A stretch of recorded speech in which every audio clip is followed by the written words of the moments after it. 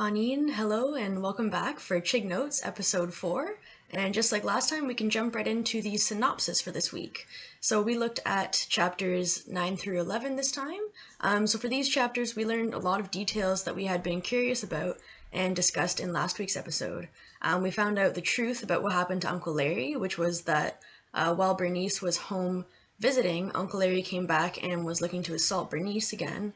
While he was attempting to get to Birdie, he ends up having a heart attack actually and collapsing, and asking Bernice to save him. She ends up telling him to save himself and proceeds to light his house on fire with him in it. So that was definitely some new information. Lindbergh also chose to write from multiple perspectives again, which allows us to learn that Lola has met Pat John at a karaoke bar. Val continues to take care of Birdie, who has been in this sort of state of sinking now for multiple weeks. And we learn that Frida has been married and abused in many ways as well. We also learn more about Frida's relations and that she was essentially conceived by her uncle's hideous act and adopted by Maggie and Val. The women in this book continue to bond throughout these chapters, and we learn about their histories with one another and things they've overcome and or bonded over. In chapter 11, we learn a lot more through memory recall about Birdie's time traveling around Canada. She spent some time in Calgary and the surrounding area there, particularly in this park that we hear about, before ending up in Gibson's. We also learn that while she's in Gibson's, we sort of get to experience some memories of when Birdie was not in her current state of sinking yet, where she would dress up and go to the bar, though she did have some bad experiences with Lola and the Whippets there, it sounded like. The chapter ends with Val praying to the Tree of Life and smelling Maggie. So these chapters were extremely interesting, and my jaw was definitely dropped for some time while reading. But yeah, we can move right along into the discussion questions now.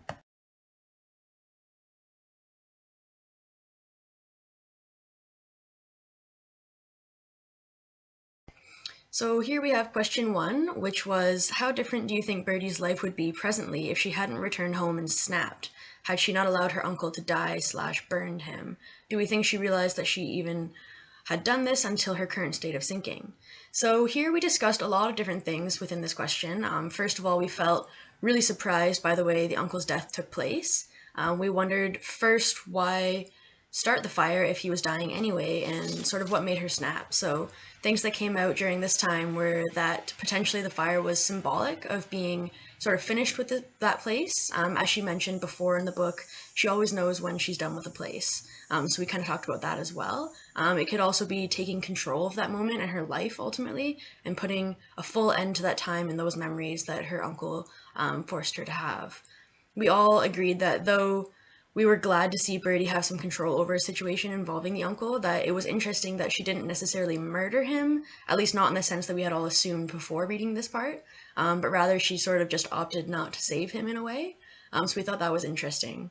We also wondered if maybe her protecting Frida played a part in her sort of snapping, as well as she mentioned she finally sees her uncle for who he really is. Some group members thought that maybe if she had not done what she did, she wouldn't be able to be in her state of change and healing that she's currently in.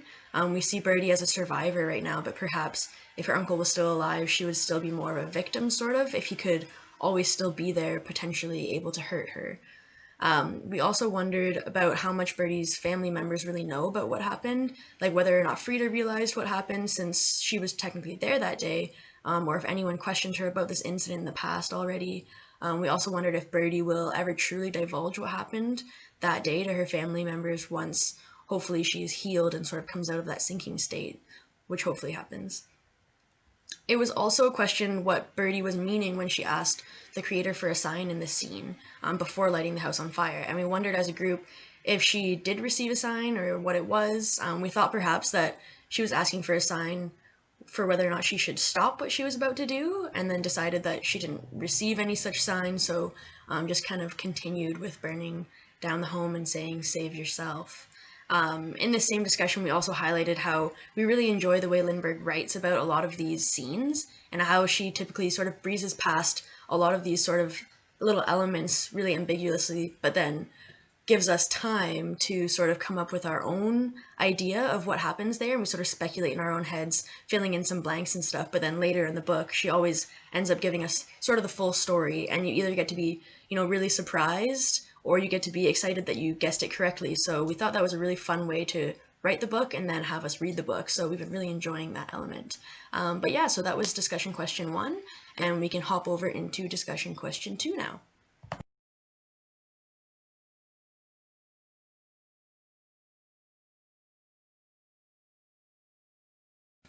So the question here is, a major theme in this book so far is women supporting women, as Bernice, Maggie, Lola, Val, and Frida have all protected and helped one another at certain points in their lives. However, in chapter 10 it is mentioned that Lola sees we as women and they as men, whereas the Mituses consider Lola they. Historically and in today's climate, how important do you find it to be that women not only support other women, but that intersectionality be considered? Do you see a future where the indigenous peoples could consider non-indigenous peoples we instead of they, and vice versa? So this discussion was definitely interesting, as we discussed intersectionality in feminism and just in general as well. We acknowledge that it is difficult because women of color face so many more issues than just all women in general, specifically white, straight, cisgendered women. We all agreed that who you consider to be in your group, or your we, as we're calling it here, is really based on context, and that it is, it changes constantly depending on the situations and the issue at hand. We noted that there are always divides within communities and even families, and though Indigenous people are often sort of lumped together in this sort of like pan-Indian group, Birdie highlights in this book that the Bush Cree and the Bloods are very different people and not considered, in each other's we groups oftentimes. We agreed that, as a group, the effects of colonialism make it near impossible at many times to have white people and indigenous people, or non-indigenous people and indigenous people share a lot of experiences, and sort of like come together as a group. But there's always ways for everyone, especially people with privilege, to be part of historically important movements, such as some that are happening right now. This led us into discussing what it truly means to be an ally, which so many people feel comfortable self-identifying as. We talked about how it is important to be, a co-conspirator and not just calling yourself an ally. Rather than just stepping in and out of a movement whenever it's convenient for someone, and how including people from the disabled, the LGBTQ, and other marginalized communities within movements is super important, and that even if you're not yourself in those communities, that, it's important that you don't leave these people behind, or leave them out of movements as well. So that was a really interesting topic to talk about. Then we talked about globalization and how impactful it is when it comes to changing, who we can and do consider part of our we's and our they's. Social media plays a really big role in this element. Platforms like TikTok, Instagram, things like that, were talked about, and how often they can really be good at connecting people intimately because they're so user-based and grassroots compared to, like national news sites or TV channels, things like that. But they can also be dangerous in a lot of ways because they can definitely connect people on these platforms that are hateful, or sort of have like outlier thoughts and things like that. And then finally, within this question, we discussed specifically Lola's relationship with the Mituses and how it has been really evolving throughout the book now, and that it seems that sometimes Lola is part of their we and sometimes she's not, and vice versa. Moments like, Birdie sewing the sage into Lola's jumper, the cuff of her jumper, we really thought those were really tender moments and really sweet, and do show some elements of kinship and connection beyond just, the landlord-tenant or employer-employee relationship that they could be having. So there are, certain ways to connect, and that was a really great conversation. So yeah, we can jump into the next question now.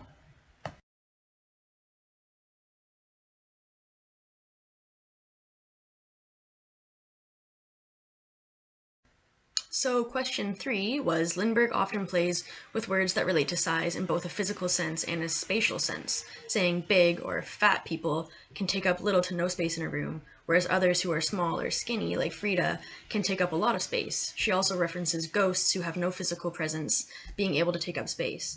What parallels can you draw from this to a real-world setting? Can you think of other people or groups that may take up a disproportionate space in society compared to their size? Do you feel that you take up a proportionate amount of space in relation to your size often? So the first thing that came up from this question was how Indigenous people take up such a small amount of physical space in Canada, being that they're, less than 5% of the national population, and yet they are consistently so disproportionately overrepresented in spaces like prison and jail, and in other demographic spaces like issues with poverty, poor health, low levels of education, substance abuse, and so many more, as we could even see from the contents of this novel. So that was like the first sort of thing that we discussed from this. Contrastingly, then we talked about how little physical space white people truly make up in the world, being that people of color make up the majority of the world's population, and yet white people seem to be able to take up so much space in media, organizational power structures, corporate powers, governments, and more.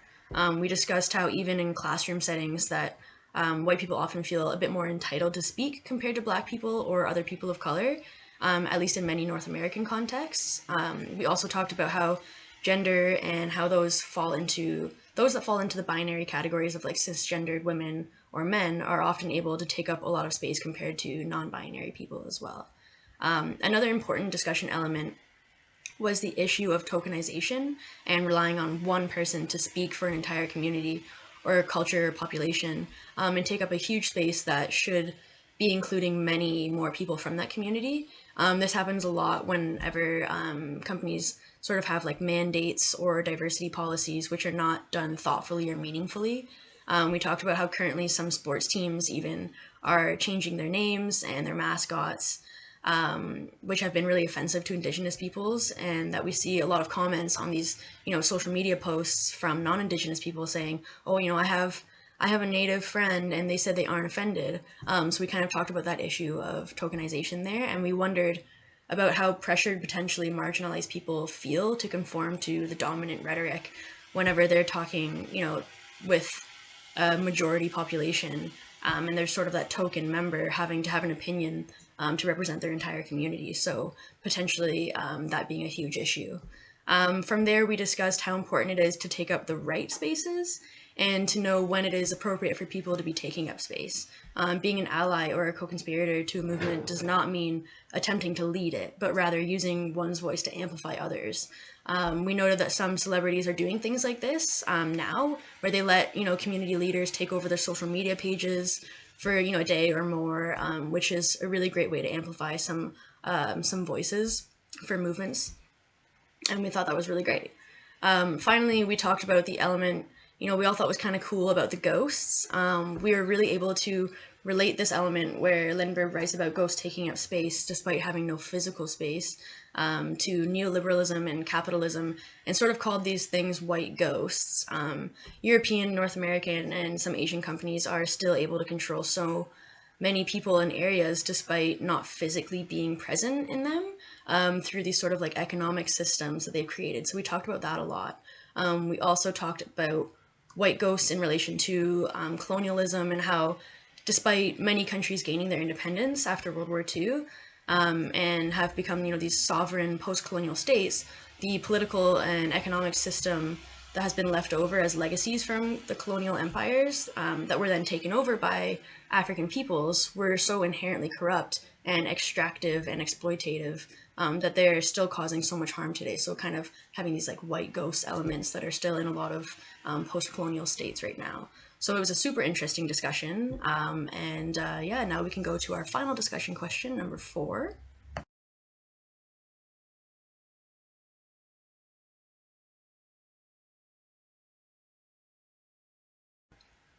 So the last question was more about sort of just hearing everyone's thoughts on what happened in that final scene and what we think is going to happen next, because it was a bit of a cliffhanger. So the question was, while Val is praying to Pimatsuen, not even knowing whether it is alive anymore, Lindbergh writes, "One thing, she can smell moose hide and taboo perfume.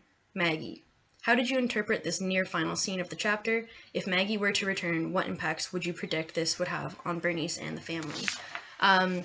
So we talked a lot about, whether or not Val truly smelled Maggie, because she was literally physically present, or if she was sort of smelling her, as maybe Lindbergh might call it, and that she feels her sort of spiritually, either, in her heart or in the tree itself, some kind of way.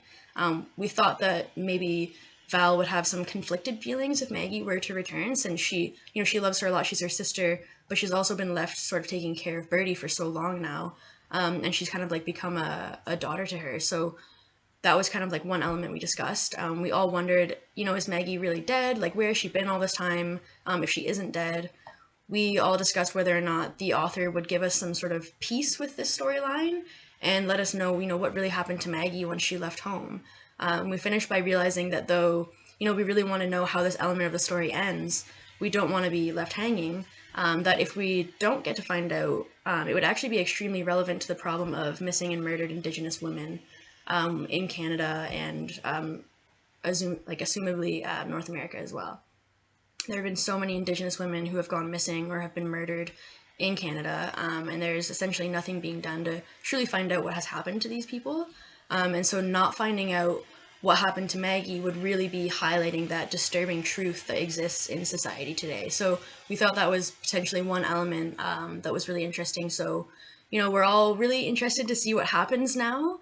We're going to be finishing the book and sort of talk about the entire book now. So thank you and Miigwech for joining this week's episode of ChigNotes, and we will see you next time.